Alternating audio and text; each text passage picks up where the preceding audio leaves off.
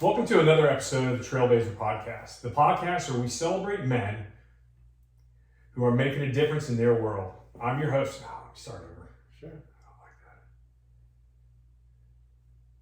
Stop.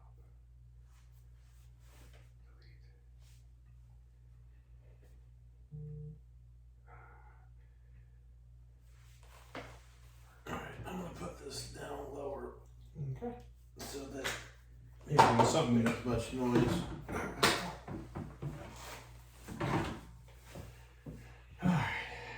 And here.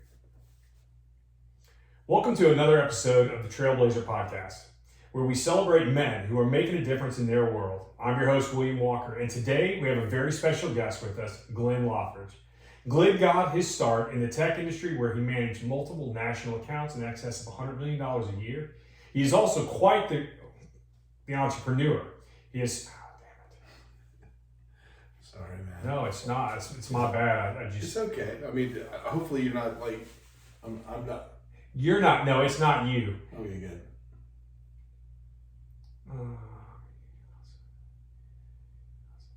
I just need to slow down. This is what I need to do.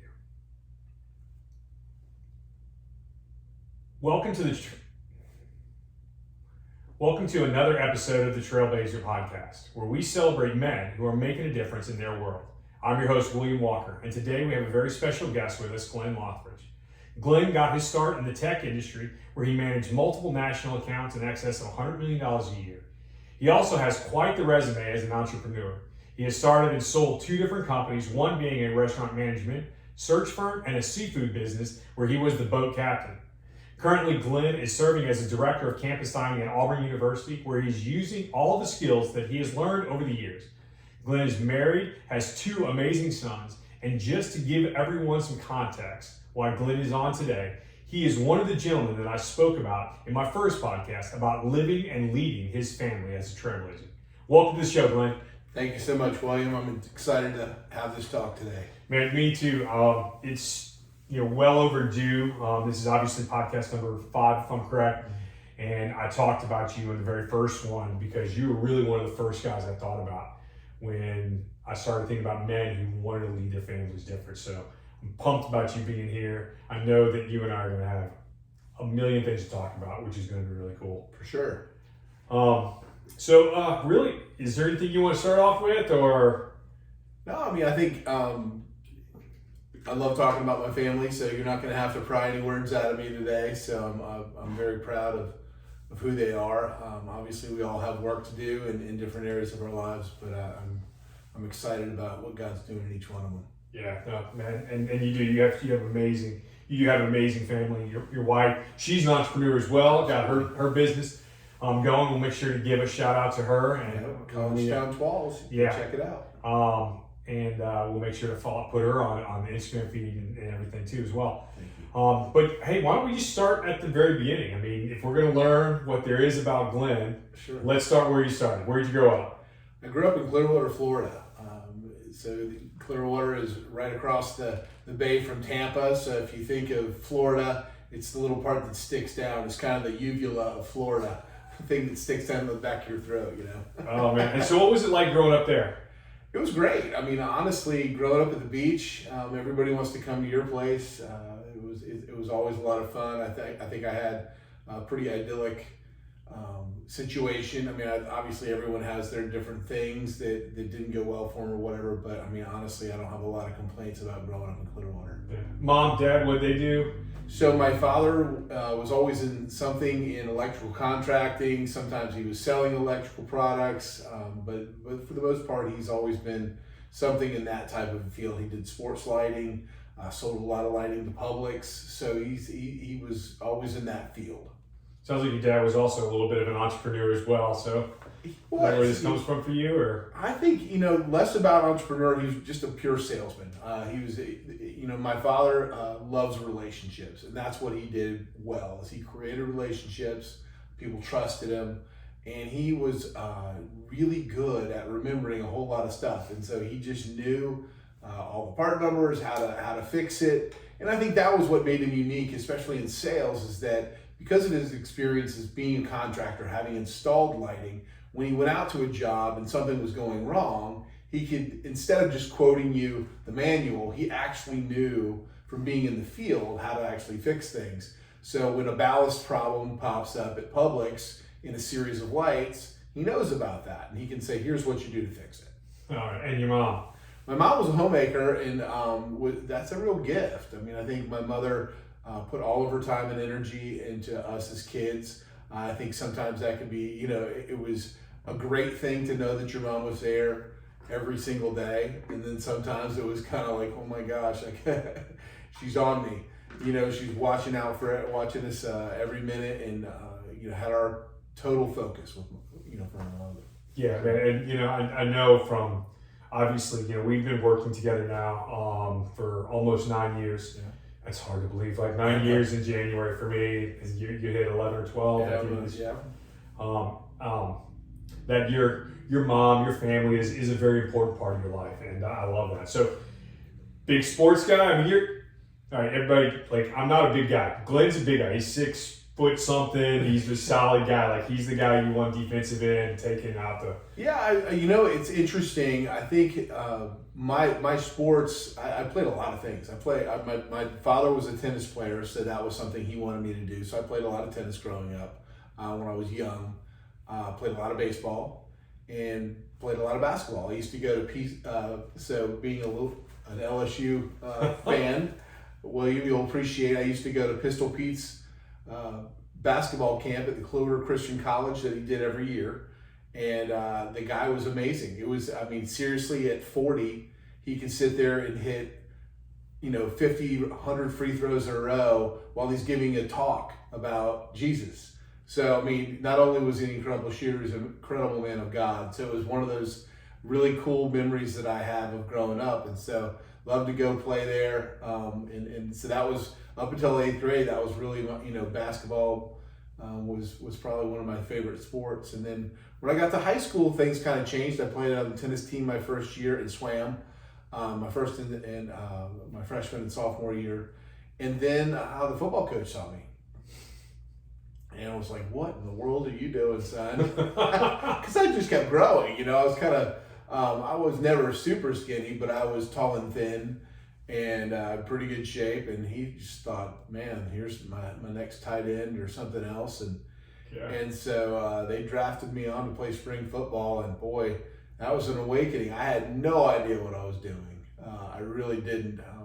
For most of my junior season, I was just kind of feeling it out. And so at the end of my junior season, the football coach was like, you need to go wrestle, get your feet under you. And so I wrestled my junior year, and that was another beat down. But what both of those things taught me, number one is some resilience, right? Because I was kind of low man on the totem pole, moving around. They didn't really have, I didn't start at either of the two sports I was playing, which was the first for me. And then, but come through the spring, after I'd wrestled for that first season as a junior, I was a different guy. Yeah. And so I was fortunate enough to get to be an exchange student in Germany. It's a kind of funny story. Between my junior and senior year, and so I'd been lifting. I was stuck benching. I couldn't bench more than 285. That was my max. I could do. It was just stuck. I wanted to get to 315. That was like the big jump, 3 plates. It was a huge milestone, and I just couldn't do it. And so I went to Germany for the summer, and of course in Germany I was of legal drinking age, so I had a few beers. I had meat and potatoes every day, and I had a gym membership, but everything was in kilograms. And so I just put stuff on that felt heavy. And so all summer I was working out with bodybuilders, and all I did was whatever felt heavy. And so the first time I came back after being in Germany all summer, I repped 315 4 times. Jesus. After 8 weeks in Germany. So my offensive line coach was ready to send the entire offensive line to Leverkusen the next summer. But it was actually pretty funny. So yeah, I had a great senior season up until I had a pretty bad leg break. But and that was the end of my football career. And then I wrestled, got to state my senior year, which was great. Lost at state badly. The guy was way better than I was. But I made it. So, I felt like I had a pretty successful career. I think maybe if I would have focused on football for 4 years. I might have had a better shot at doing something after, but. So I gotta ask. I mean, so you're a very athletic man. I mean, I've known you for a while. I know you're very athletic. I know that your kids are very athletic. What about the other side of school? How was that side of school? How were the books? I mean, myself, I was not the books guy. Like honestly, I did well. I actually got some looks from some Ivy League schools for football, not because I was a good football player, but because I had the grades and the SAT to get in. Now, that's not to say I was a conscientious student. I was pretty lazy, and that really showed up in my college work. Is when I got to Auburn, and I didn't have the kind of that impetus every day of having my mother present and all of that structure. Really struggled. Yeah. So brothers, sisters? I have a brother and a sister, and so my brother and I are still close. He's 3 years younger than me, and so that was always. He's a little bit smaller than I am. He played baseball and basketball, but kind of quit early. He just ran up against some adversity and just decided to go a different direction.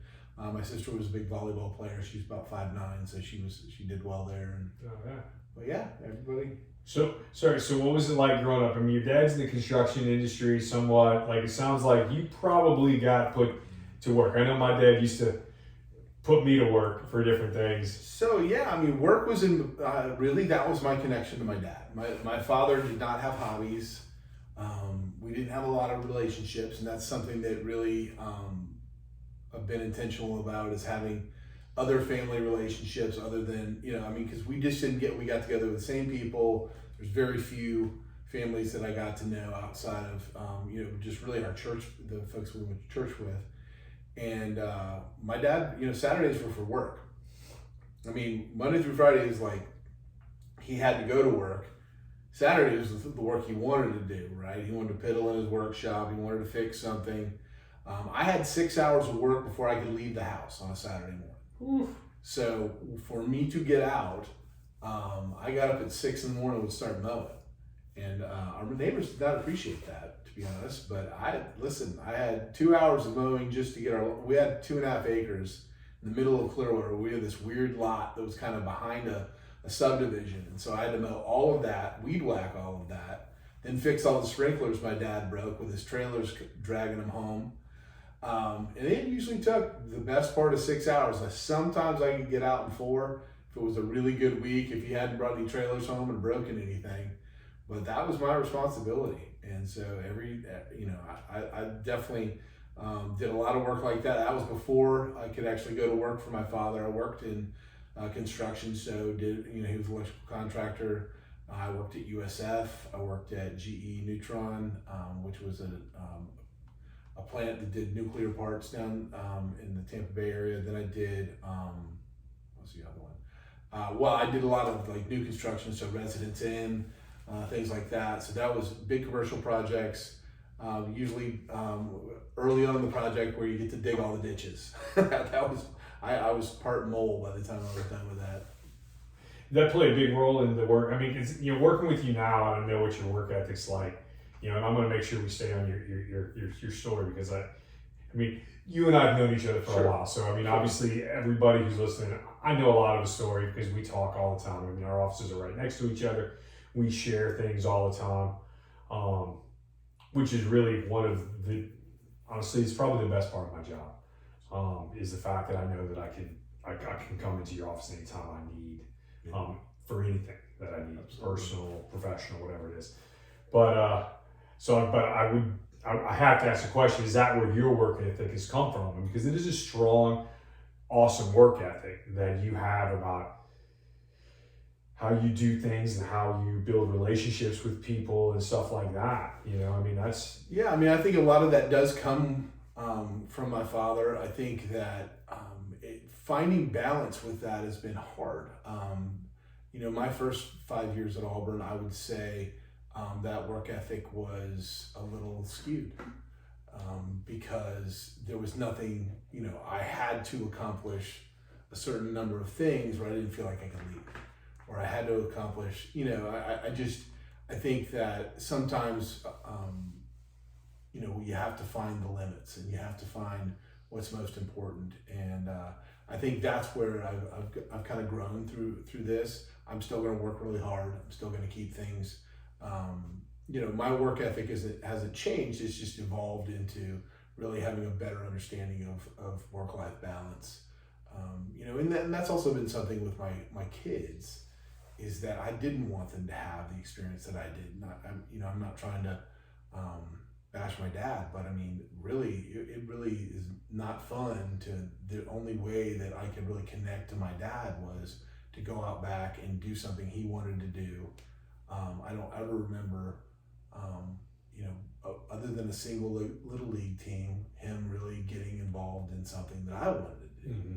And that was just not something I wanted for my kids. I mean, I've tried to do, pretty much the opposite. Now, I did buy a house with a big yard because I wanted those junkers to know how to run a weed whacker, and they do know how to run a weed whacker. He does that. I can definitely vouch for the fact that he has a big yard, pool, big workshop. So he has all those things. He's checking some of his dad boxes there for sure. But he does find a good balance, which is why you're on this on today's podcast, honestly.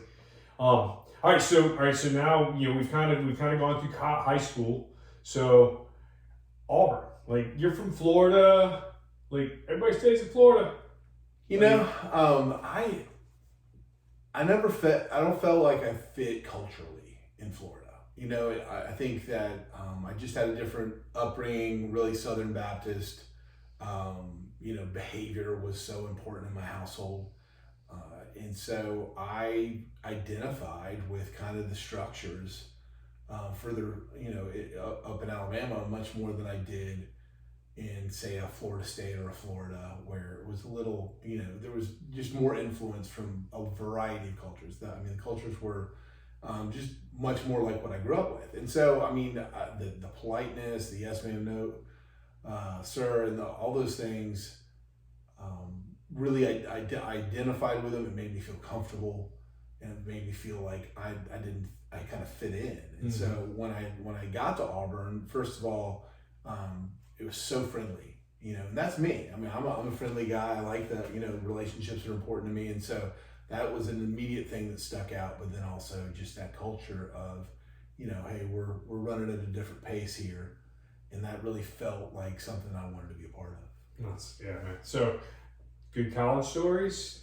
Did you, come on, I'm not going to let you get off this podcast with at least one or two of those good college stories. Oh, well, you can keep it, you can pick which ones. Oh, yeah, sure. Listen, we had, I did the fraternity thing, and so we got some funny stories. I think there was a time, and I'm not going to name any names because that's good. No names. We're good.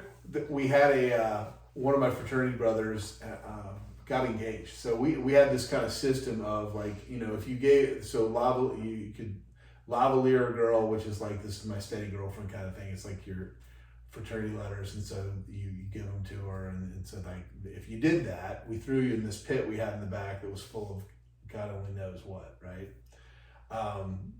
If you got pinned, which is like the next level, is like the precursor to getting engaged. If you got pinned, so is that her giving you? No, the other way around. Okay. This is you did it, so you get so if you got pinned, our fraternity house was basically on the corner of Sanford and College.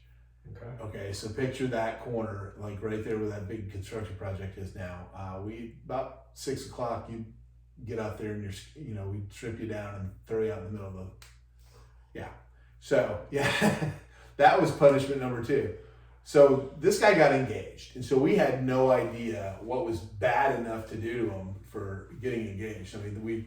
We had heard of people like duct taping people to trees, things like that.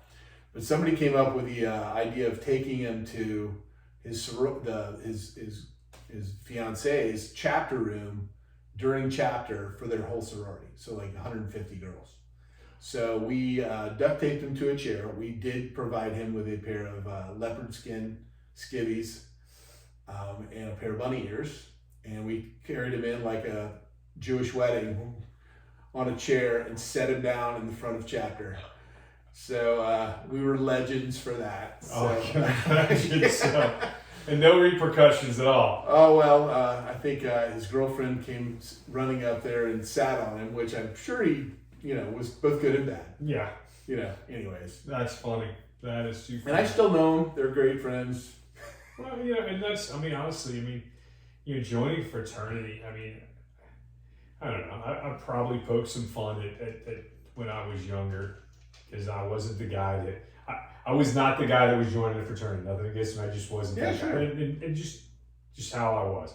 I ended up joining a different fraternity, the Marine Corps. Yes, you totally did. different Marine. Brotherhood. But I get the camaraderie that goes along with that. And, I think that's probably why a lot of people, they feel they probably push away from it, is they actually long and crave for that.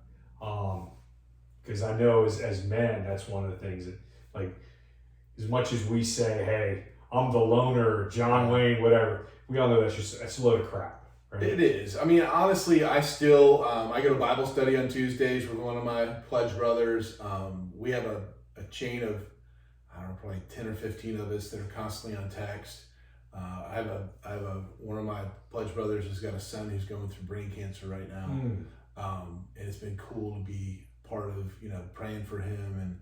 And so, those relationships, those are 30-year relationships. We've kept in touch. And so that's been special. It's one of those things where I feel like if you connect and you invest, you get a lot back from it. And so it's been fun to go back. I've gotten to talk to some of the pledge classes that are coming through now, and really, helping them understand what they're investing in here. It's not just a guy that you go drink beer with on Friday night. This is the guy that you're going to call when your kid's sick or something else goes wrong in your life. That these are people that can be your brothers for a lifetime. And I kind of tell them about some of the guys that I still keep in contact with. And I think that's an important part of it. Is really, as with anything, you get back what you invest in something. And so I think it can be really healthy, and sometimes it can be really not healthy. And so it's really about the culture of the chapter and things like that. So, yeah, I'm sitting there listening to you, and I've got to ask this question because I'm thinking of from the guys that I'm still in contact with that I was in the Marine Corps with. Sure. I've been out of the Marine Corps for 20 years, and I got out in 2000, so 23 years, almost 24. But it's like, what do you think it was that created that bond in there? It wasn't the drinking on Friday night. Like, that was something that happened, but you did that with a lot of people. And I don't mean that like you got a drinking problem. I just mean like, there was a lot of people that did a lot of things. But what do you think were some of those things that really created that trust, that bond, that brotherhood? And I ask this question because I want people to learn, or not learn, but understand the importance of these bonds, these communities. Yeah, I think that, going through the same thing in the same way at the same time. That's what pledgeship is. We're all one unit. And so whatever we did together. For 6 months, basically, it felt like you're doing everything together. They expected, there was never a time when one guy went and did something. We all went together, whatever was going on. You clean the house together, you run around the house when you get in trouble yelling, I love, your fraternity, and you just, that's just what it was. So I think it's time spent and time invested, but also, just the hilarity of the stuff that you end up having to do. We had one guy that was awful. And so this one guy would make somebody from the pledge class wake up every morning before his 8 a.m. class, usually about 6 or 6:30, and come and sit on the toilet seat to warm it up, so he didn't have to sit on a cold toilet seat at the K house. So that's up. Yeah, that was it. That was a next level little incident. It was not not harmful in any way, and that was most of the stuff that they did to was like that.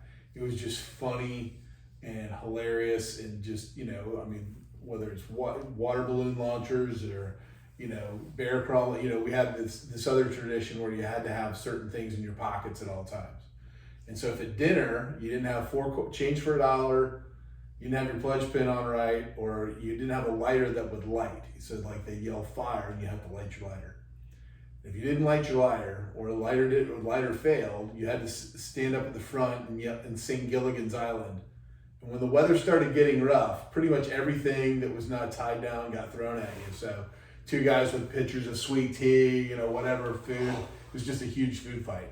So, I mean, no one was harmed in any of these incidents, but hilarious memories that you have with your Pledge Brothers that you go back and you revisit, and you remember when so and so did this. And I think obviously the Marine Corps, I'm sure some of the memories are a little different, but I'm sure that some pretty funny things happened in that core group of guys that you went through. Kind of this memory, right? This time of your life that was both hard but also really rewarding at the end. I think that's what kind of builds it together.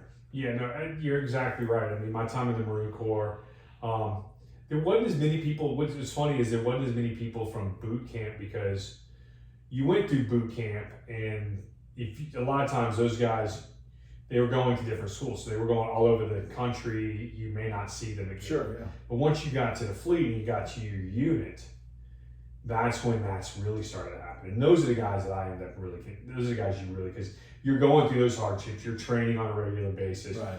You're having to get up early in the morning. You have staff NCOs that are going to play games. And they're always good games, You never know. Don't show up late for time to clean. Sure. Thursday nights when you got field duty and it's just whatever. Oh yeah. You just don't do it. But those are also the same guys that when the staff NCOIC shows up on Saturday, and you always stay shot in the desert. Like I got stationed in 29 Palms. There is nothing. The closest legitimate city was Palm Springs, and it was an hour away. You hit Palm Springs, you turned left, and you went straight out into the desert for an hour. Oof. And then you found 29 Palms. And so outside of his barracks room was this huge sand horseshoe pit. So we decided that we were going to have a beach party. So we went and got the biggest pool we could get from Walmart, set it up, and we're talking about one of those 18-inch deep, pop-up side pools. Oh my God. Set it up, filled it up, put a couple umbrellas in the ground, filled the refrigerator as full of beer as we could, and sat out in that pool and started cranking Jimmy Buffett, and just sat there all day long. And when the NCO and the staff NCO who was on duty came by, he just kind of looked at us and was just like, "Everybody's of age, right?" We're like, "Yes, Staff Sergeant." Okay. And then he just shook his head and walked away, because he's like, "I'm just didn't care." I mean, he was totally good at what we were doing, but hey, I had all the sand in the world, but I had no beach. No doubt. So I made my own beach right there. But that's awesome. That's a buddy of mine. He's in Washington now, and we text fairly regularly every year. I send him a happy birthday on Marine Corps birthday. Happy birthday, you old, what? Oh yeah, sure. And so it was right, but at the same time, he's the guy that we trained together as well. When we got a PT or whatever was going on. So there was a common bond, a thread that we had through the good and the bad and stuff like that. So I get that, but I wanted people to hear that it's not just military, it's not just school, or sports. There are places that it's important for guys to find and maybe even create those spaces. Sure.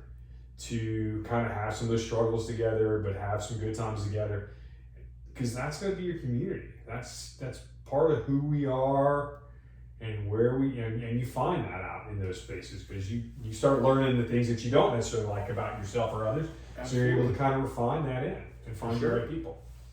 So college, 4 years at Auburn University, or were you on the longer play? Yeah, I skied a little bit longer than that, but I got a job at Cowley Gardens my junior year, and so I kept when the money was good, I'd take a semester off. So it took me all of 5 years to do it. But I think that once I started making money, it just got. I'm like, man, I just want to get out. I was ready to get out. I wanted to, I figured I was going to do something similar to my dad in some type of sales. And so I don't really, need to do much more.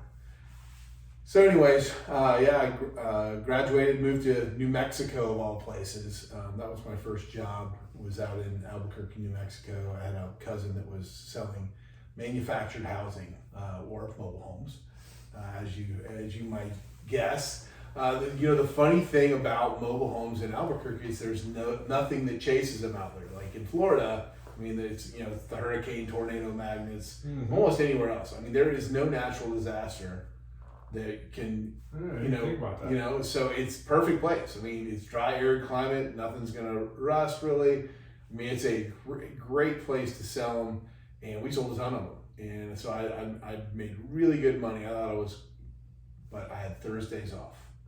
Oof. And that about killed me coming out of college, let me tell you. But I learned a work ethic, right? I mean, you got to work when the people that you're serving need you, right? So, I mean, they're going to be walking around on Saturdays and Sundays because that's when they have time off. So that was hard, but it was also, it helped me when I went to the next job that I got and I started in my IT career. It really helped me grow. So is tech a big thing for you always, or just I always luck of the draw at the right time? I had always loved computers. I had a really bad computer that my father bought me right when things were starting to crank up with the internet when I was at Auburn, and it was like a big server. He bought it from Sam's. Thanks to Al Gore, right? What? Oh yeah, exactly. Good old Al. So anyways, so he buys me this thing that could have been a boat anchor. What I'm saying? It was huge. I mean, just carrying it, we had to weigh 45 pounds. And but didn't even have a CD-ROM, didn't have a sound card, would do almost nothing.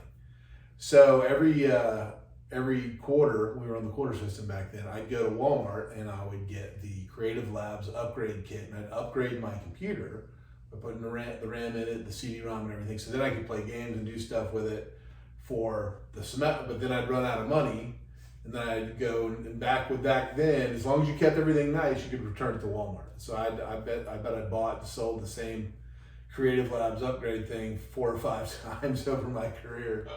But it was, so I had an interest in it. And then I went to work selling semiconductors and then got my job at Tech Data. What'd you do at Tech Data? Tech Data was the national, I worked my way into a national accounts manager. So that's basically, we had to cover 8 a.m. to 8 p.m. From Eastern to Pacific. Oh, wow. Which was a big swath of time, obviously. We had warehouses all across the United States. So I covered a company there called Microwage. I don't think Microwage is still around anymore. They might be. But we were distribution, so we sold to resellers. So we had to be knowledgeable about a variety of products. Most of our sales force was on the telephone. So got used to that. I did travel some for that. My biggest customers were based in Arizona and California, but they had offices all over the United States. So I would travel out to that area quite a bit. All right, so what year is this about, if you know what I mean? 96. Okay, so I would have been at 96. I just joined the Marine Corps. Yeah. You and I are close to the same age. Yeah. I was 22, 23 going to boot camp. A little over. You were probably, I know you're a couple of years older than I am. Like you turned, by the way, happy birthday. Yeah. And you turned what, 53? 53-ish, yeah. So you got me by 2 years. I turned 51 next month. Yeah, it's funny because I think in 96, I think I bought my first computer and it was a Gateway. And I can remember that boat anchor and actually carrying that thing around. Yeah, oh yeah. But I mean, had it forever. It was just, it was funny. So is that what you guys were selling? And so what was really good about getting into the business that I got into, getting into the business right about what I did was the year 2000.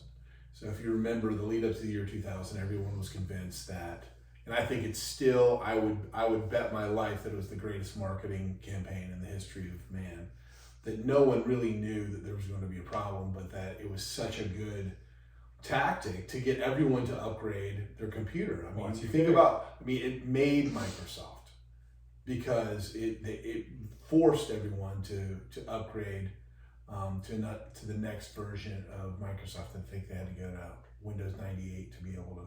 yeah, because 95 was perfect. 95 was still DOS based. So once you had to get off the DOS platform, it was a huge swing for Microsoft. every single computer across the United States upgrading to avoid this coming peril. I was doing over $2 million a day in sales at different points during the year during 1999, because so many people were absolutely going crazy trying to get enough computers in.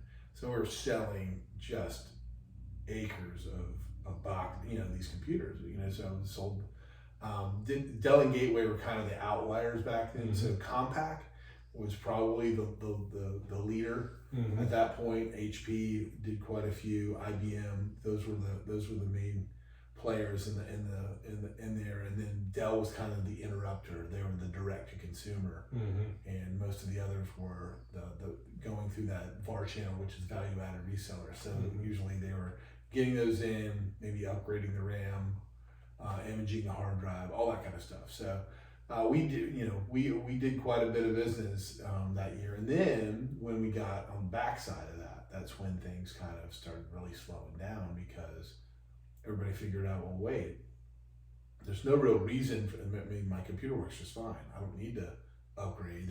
So all of that impetus kind of just stopped. Everything kept working. So all the people that were going to upgrade and go, well, nothing happened. And so it really put the brakes on the industry. I went from really big paychecks to much smaller paychecks in a hurry. And so, I was fortunate to be in a position to be able to invest with and buy into the fishing business with my brother. And so we bought. So were you married at this point, or? I met Shannon in 2000, like late 2002, and we got married in February 2004. And so I was in this transitional period. I was working, I think I was still working at Tech Data when I met her, and then started the business. And by the time we were getting married, we got married and we moved to Crystal River, Florida. And so that was both the best and the worst thing that we could have ever done for our marriage. In a lot of ways, it was a real transition. I mean, we went from Clearwater, which is everything you could want, the beach, all the restaurants, all the stuff to do, and Crystal River is kind of, it's on the nature coast. Read nothing. There's just not a lot there. There's a river instead of a beach, and so you take the river out to get to the Gulf rather than white sandy beaches. It's all spring fed, and so it was a very big transition, both for me and for her. Starting married life, we both got married kind of later in life, in our 30s, and felt the pressure right off the bat of if we're gonna have kids, we're gonna have kids now. So a lot of pressure there, and really it was very challenging. But the Lord really met us in that, in giving us a church, and I can tell you every relationship we had for those formative years of our of living in Crystal River, and the formative years of our marriage, were all of our relationships were in the church, all of our life group, and so that was a huge win, and really we both did a lot of growing in our faith. So that was I mean, that was you want to talk about a miracle. God just put us in this position. I mean, he used and I mean, if I had to do over again, I wouldn't change it because of that, because I think it just changed the trajectory of both of our lives, and as far as from a faith perspective, because all of that challenge demanded help, right? Yeah. I mean, we were both just really at sea in so many different ways with this, the newness of the relationship that we had, and then she's pregnant, right out, I think Gibson was born in 2005, so I mean, we not long. Yeah. Not the honeymoon period. No, there was not. I mean, we had to get moving on the family thing, and so that's hard. I mean, it really is. I mean, I love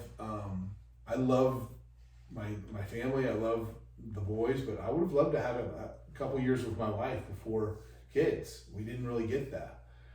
And then Shannon dealt with postpartum depression. And honestly, that's probably top 5 most difficult, awful things that I've ever walked through in my life. And I walked through a few.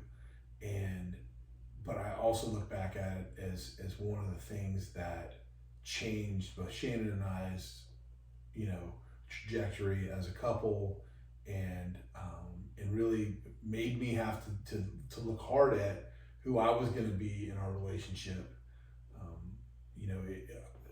Just to kind of give you a little bit of background. I mean, so she had such a hard time, first of all, with breastfeeding, and then it just kind of spiraled. And my wife is a high achiever. She's someone that gets a lot of things done every day. And then suddenly she has something that eliminates the idea of planning. You cannot plan with an infant. Just can't do it. I'm crabbing 13 hours a day. This is our fishing business. And so she was just couldn't cope. It got to the point where I would see her at night, the baby would cry, and Gibson would cry, and she would go to the computer to try to look up why he wasn't sleeping the 3 hours between feedings, and I would go and get him and pick him up and do whatever needed to be done. And then the worst day was I was offshore, probably 2 hours from the dock at least, and I got a phone call. We're fortunate to have phones on the boat, and she said, "I'm leaving, and I can't do this anymore, and you'll be better off without me, and I'm just gonna leave, okay?" And so I said, okay, I understand. I'm not trying to make you stick around, do anything like that, but can you just wait till my mom gets there? And so to take care of Gibson. She's like, okay. So I called my mom. Of course, I told my mom to let her leave, whatever you do. And turned the boat around, quit crabbing that day, went home, and we got her on some meds that helped her deal with that. And then obviously, there were some other steps that we had to take. But honestly, that period in my life, it started off with a feeling of my mother was the consummate, everything that you would think of as a mother, right? She was all of those things and more. She was super kind and always positive, just all the things that motherhood, she could cook, she just did all of it, and it was just seemed, like she was born to do it. That was not Shannon's story. I mean, none of that stuff was natural to her. And I think, my choice at that point was to say either my life is broken, which would be a horrible thing to think about your wife. And I did. I mean, there was moments. I mean, and that was really a struggle to kind of reframe that, but also to see my own brokenness in it. And that was where we're so fortunate to have a church where I was in a men's group that really was speaking life into me at those moments. And it really, that was a fraught situation, right? What's wrong with you? Why don't you love our kid? That's what it felt like. But it wasn't her. She had no control over it whatsoever. And so really walking through that brought us both closer together, and ultimately I feel like it kind of really framed what being a husband is, right? When you get married, you're second that day. And if you don't think that going into it, and I didn't, right? There's part of me that got into marriage to be served, right? But as a man, I truly believe that you have got to order your life around the idea of you are second. And then when you had kids, you're third, fourth, or fifth, however many you have. That is the reality of being a man.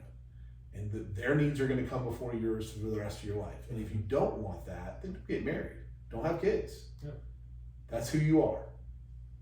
So, go ahead. No, man. It's funny. I mean, because literally last night, so one of my favorite books, and I'm actually, I hope to cover it on the podcast one day, is John Eldridge's Wild at Heart. I absolutely love that book. It's been pivotal in my relationship with my Heavenly Father. It has been pivotal with me growing in becoming the man that He created me to be. But one of the parts that I was reading last night was about how was listening to his struggle with not wanting to fight for his wife anymore. Like it's not that he didn't love her, right? It had nothing to do with I don't love her. It had to do all with I'm just tired. I mean, honestly, man, I shared with my wife, I prayed that this morning. Yeah. I'm just tired, but I need your strength because I always want to fight for my wife. Yeah. Like I'm going to, and that's honestly, that's what they want out of us. And we don't get thank yous. Like there's no, and it's nothing against them. We're not fighting for, if we're fighting for them to get thank yous, then we're fighting for the wrong reasons. Yeah. You're fighting for you. Exactly. We're fighting for them because they're our wives or our children. And hearing that story, like it gives me another reason to reaffirm why you're on this, because there's a lot of guys out here who honestly feel just how you felt at that moment. Yeah. And if I asked you, I'm sure you would say, hey, there are still days that I feel this way. 1,000%. I mean, even like I said, myself included, this morning I was journaling that and praying like, hey God, not that we're in a bad time, but I'm like, I get tired. Yeah. Like sometimes I don't, and I have to pick it up and go, it's my wife. I'm here to fight for her. And that means I'm going to pray for her. And that means I'm going to encourage her and be I don't want to say provider. I mean, that's part of some stuff, but it's be supportive of her, not support her, because support sounds like I'm doing these things for you. I'm supportive of you. So whatever your choices are, I'm going to stand behind you and I'm always going to be here.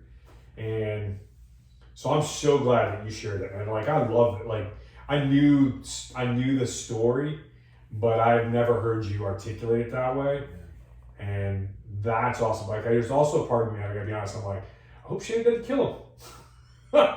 Like this stuff's gonna be on the airways. And so she's very open. I mean, we've shared this. This is not something that we haven't shared with other people. I mean, I wouldn't I know I think she would say that, very similar things. I think, in those moments, and this is the thing that I think is the most critical in kind of framing your mind, is that there are two different things that go. You have your wife. Your wife is owed your love and affection by virtue of being your wife, separate from her actions, separate from all of it. I'm saying there can be consequences to her actions. There can be all kinds of things, that can go on because of something that goes on between you, right? But that's separate. God called you to this woman, and this is your wife, and this is who you're meant for, right? And so that person gets all of your focus and all of your love for that reason, because otherwise it's always a process of somebody earning it one way or the other.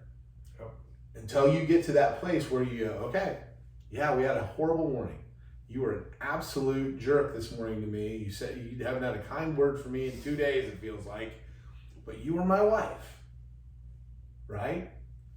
That's who you are. Yes. And that's the same thing, and I mean, it's funny, I have the same type of conversations with my sons, and I think it's, from a parenting standpoint, it's the exact same framework, and you have to so be intentional about framing it for your kids so they understand that when we have a problem, right, you and I, when I tell you to do something and you don't do it, you disobey a rule, that does not change who you are, does not change how I feel about you, has nothing to do with it. You are my son. You are my daughter. I love you with everything in me, and there is nothing you're going to do or say that's going to change that. That is immutable. It's not changing. But there are consequences for the actions that you took. And the consequences are really it's not about vengeance. It's not because I'm mad at you. It's because there are real consequences down the road when I'm not in charge, when you're in charge.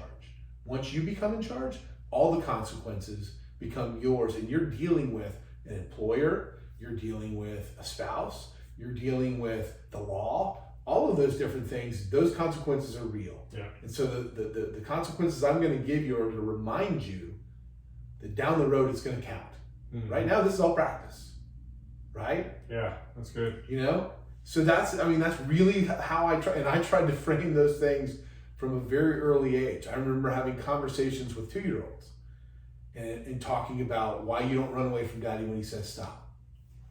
Stop because today you ran out to the front yard and you didn't listen to me. I had to chase you down. Nothing bad happened, right? Was it really so bad for you to run away from me?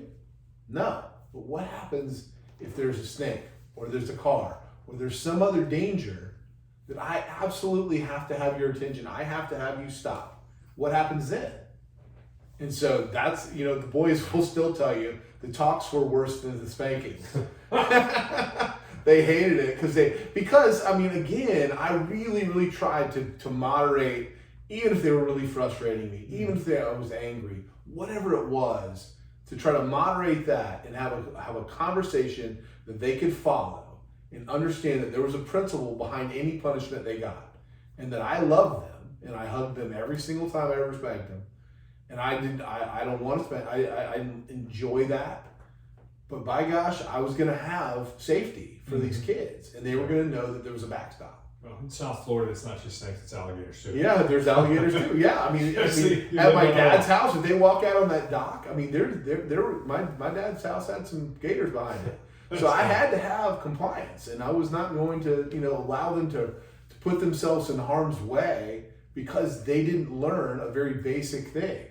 And so, I think those are, but it never, again, I think it just really helps for, especially, even now, to really have a conversation around what is this about? What's it really about?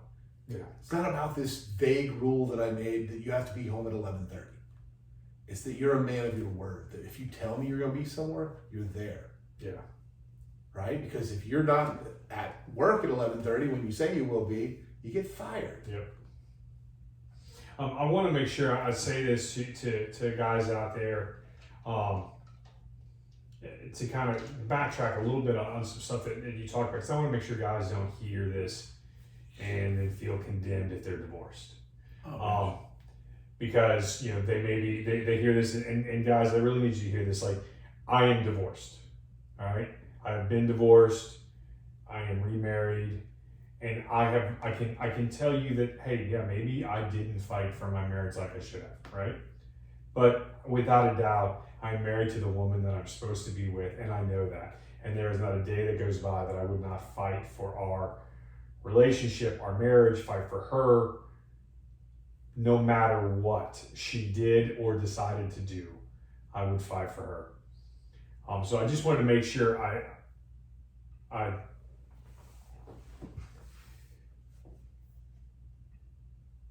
just wanted to make sure that I did that and said that.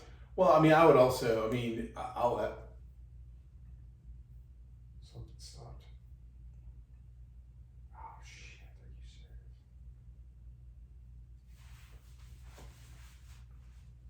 Why is it not recording? So I just wanted to make sure I said that. Yeah, I think, listen, we're not the... It's not recording. The iPhone is. That's weird. Like, it just stopped. Dang it. You're right, we're going to go way long. Oh, I'm going to wrap it up here in a second. All right, cool.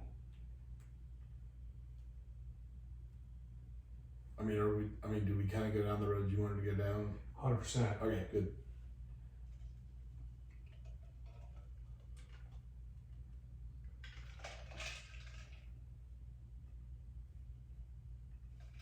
Why is it not recording anymore?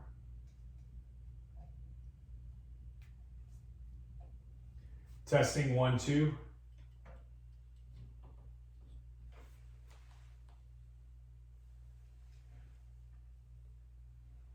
Plugged in, all your powers on. Yeah, it's showing that it's just not.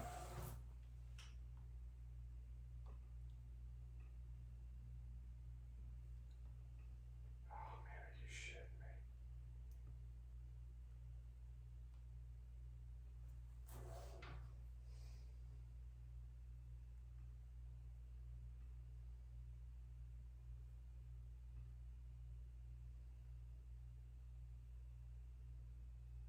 Let's see where it ended up.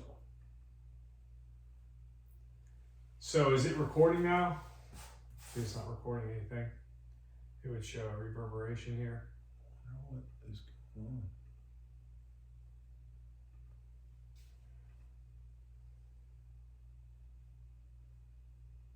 Recording settings, record level,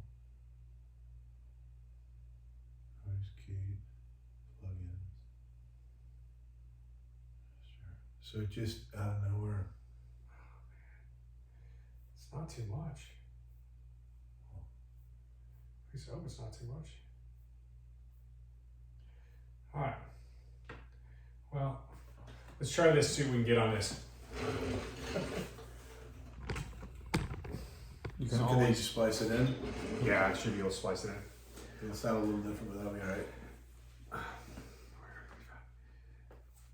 right. You're talking about divorce and yeah. So I'm divorced, and so I just don't want guys to feel that they're not fighting for the marriage because they're divorced. You definitely you were fortunate enough to figure it out, and both of you guys were on board, because it takes two to get divorced. It's not one person. So the big question I think I really want to be able to take away from this is, and I think it's a perfect segue from your story about your willingness and desire for both of you guys to fight through this, and your desire to fight for your wife and through all of that leading up to that, and then everything that you went through living back home and stuff like that. But how to fight for your family and the decision. So in my first podcast, I tell the story about how you and your wife made the decision that said, hey, our kids aren't going to play travel ball. yeah. Because we want to be able to do things with our family that I know that I can't do with travel ball. And your kids are great athletes. Mm-hmm. Like, they are very successful at what they do. They are built like athletes, and they do it. So I'd love to hear, did part of that you walked through with Shannon and those moments and stuff like that, how did that play in that role? And then what led to that decision ultimately of you guys doing that? So, I mean, I would say, there's two real cruxes to Shannon and I really coming together, and we went through counseling. So I'll be very honest about that. While we were still in Crystal River, we were really struggling with some issues with my family. I think that that led to us wanting a different place that was kind of our own, and that was away from both of our families for that matter. And so it just give us an opportunity to kind of grow as a family. But also with that decision and moving from Crystal River to Auburn and kind of burning the ships, and I came here without a job because it was that important for us to get out at that moment, and to choose my wife in that. And look, that was hard, but God has really over a period of years really shown me what grace He showed both of us in allowing for it and providing a job and all the things that He's done since. But with the boys,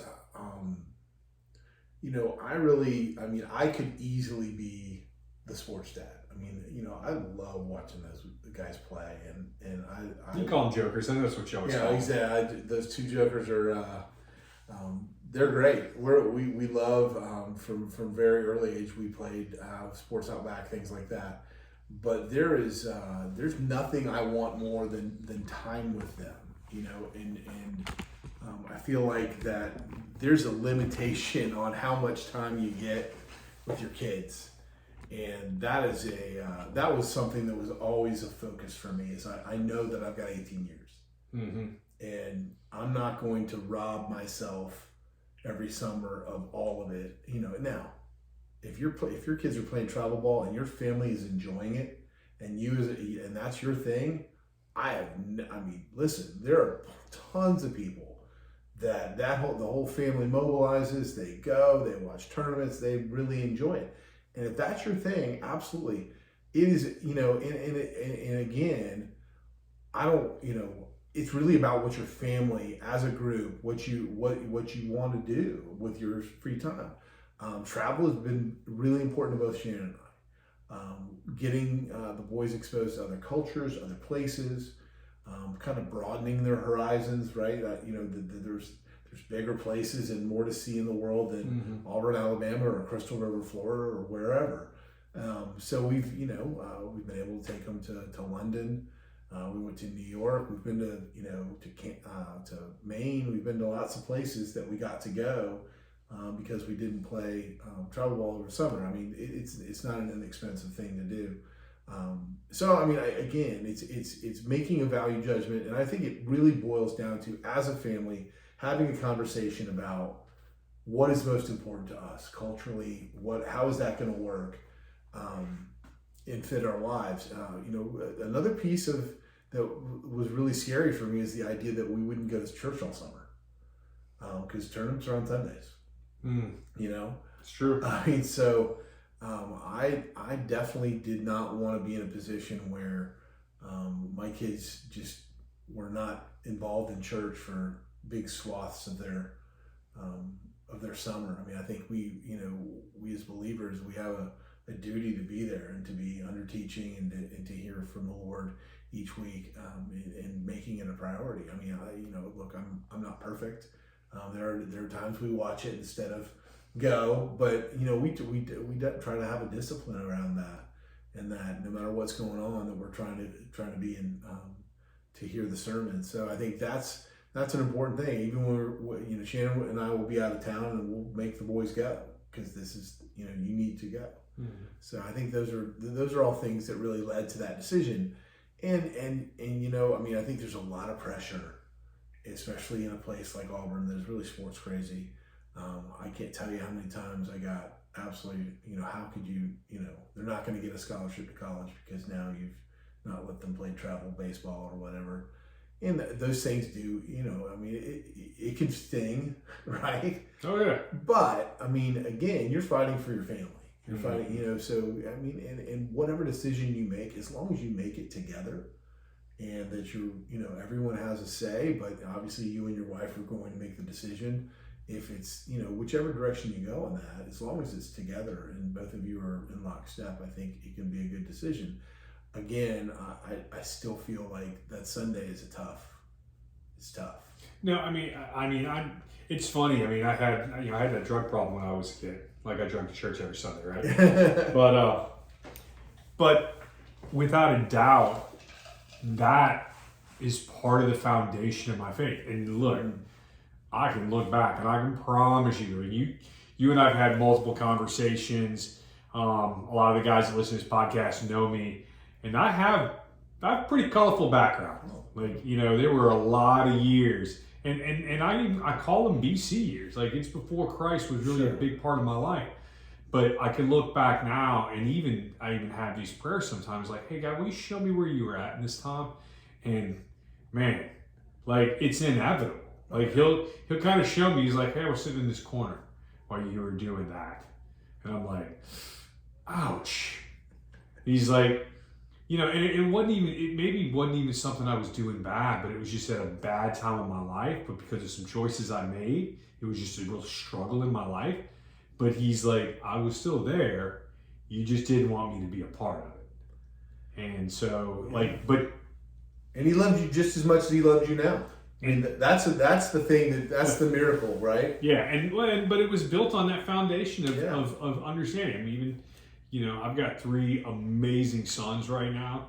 Well, not right now. I mean, I have 3 amazing sons, and they're all, I mean, my youngest is 21, so they're all living their own life, doing their thing, pursuing their stuff. Yeah. And I still pray the same thing. Hey, God, bring amazing women into their lives. God, give them wisdom, protect them, guide them. If they're getting away from you, show them where you're at in their life, Lord, so that they can stay there. But now I also know that it's part of their journey to figure out what that relationship looks like with Him, as it was for me. When they're their age at home, it's our responsibility to kind of create some of that. But then as they get older, they get to kind of to build off that foundation that we built for them and that you built for your kids. So that's really, really awesome.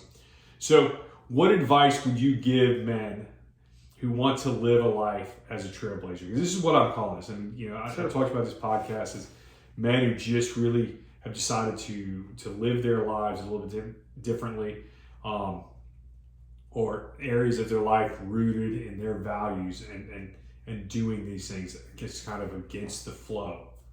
Well, I think you have to, first of all, you got to put God first in your own life. I think you've got to have a relationship with Jesus that is real and that is active. I think you have to have a group of men that you can walk through the life with, that you can unpack some of the things that are hard. And then I think you have to kind of establish the culture that you want for your household. I think that's an important thing, is that, because it's one of the things that is hard to kind of create.